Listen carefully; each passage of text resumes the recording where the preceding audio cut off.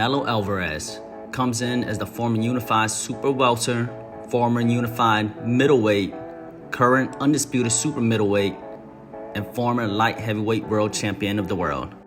Dimitri Bivol is the current WBA light heavyweight world champion with 7 defenses under his belt since 2017. He faced the former world champion Jean Pascal, who he faced towards the back end of his career, and the current WBO world champion Joe Smith Jr., who won a vacant title when Canelo vacated it after his stoppage against Kovalev. Canelo coming up was known as a technical counterpuncher. Throughout the years in which I've followed him, I've seen a boxer who truly grew into a complete fighter. His understanding of boxing as well as his dedication is what truly sets him apart.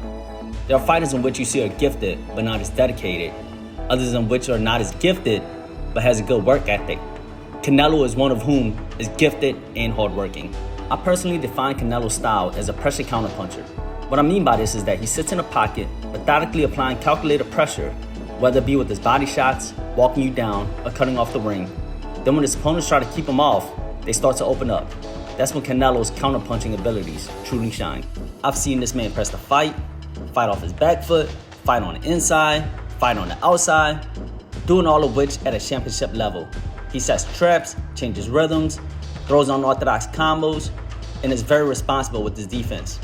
There's nothing more terrifying than a boxer who is able to walk you down as well as counter you the second you start to open up, all of which with venom in both canes. Bivol is a technician when it comes to technical boxing.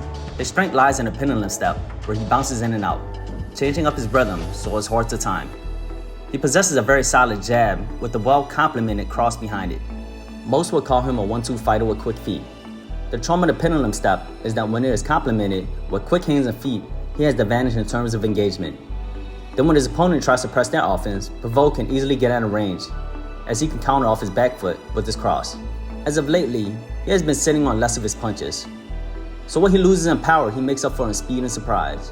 Bivol stopped 11 of his first 13 opponents, but none in the last 6 fights. It could be attributed to stiffer competition. Bivol's advantages lies in his range attacks, as he's never been in a position to where he had to shine on the inside. Canelo has to set the pace and cannot allow Bivol to pick at him all night. He needs to cut off the ring and go to the body. In order to take away the legs, you must invest into the body. Once the legs slow down, it's time to get to work. Bivol has never had to truly deal with inside fighting at the highest caliber. The fight will be won in mid to close range for Canelo. If he's able to take away Bivol's jab, it will be a long night for Bivol, as his jab is the foundation of his offense.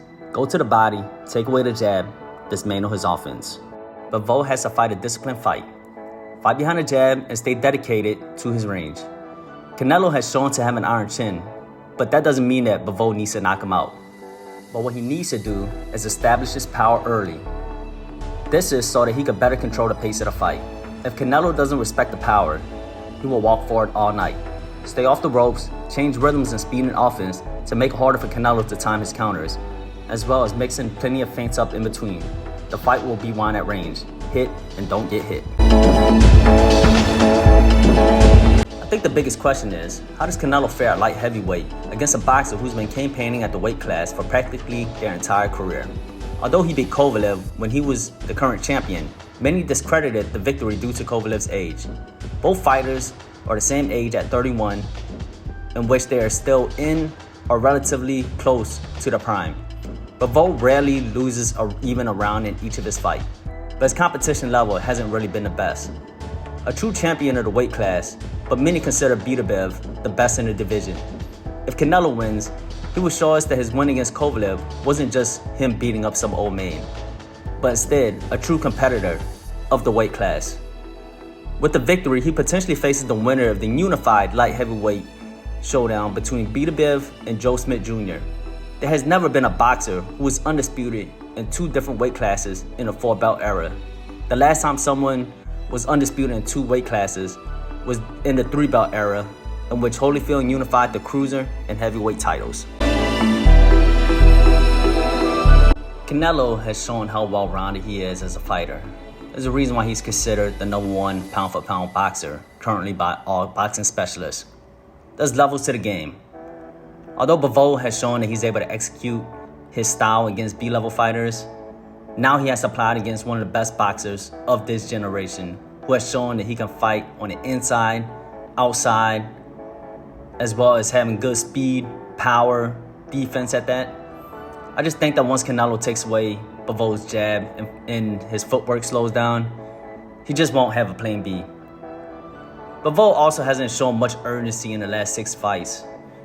With the fight being on such a big stage, I don't think you can just box safely to a victory. You have to really go after it. But say Bivol does outbox Canelo, he'd really have to outbox him clearly by 8 to 10 rounds to even win on any of the judges' scorecards. So with that being said, I have Canelo by unanimous decision.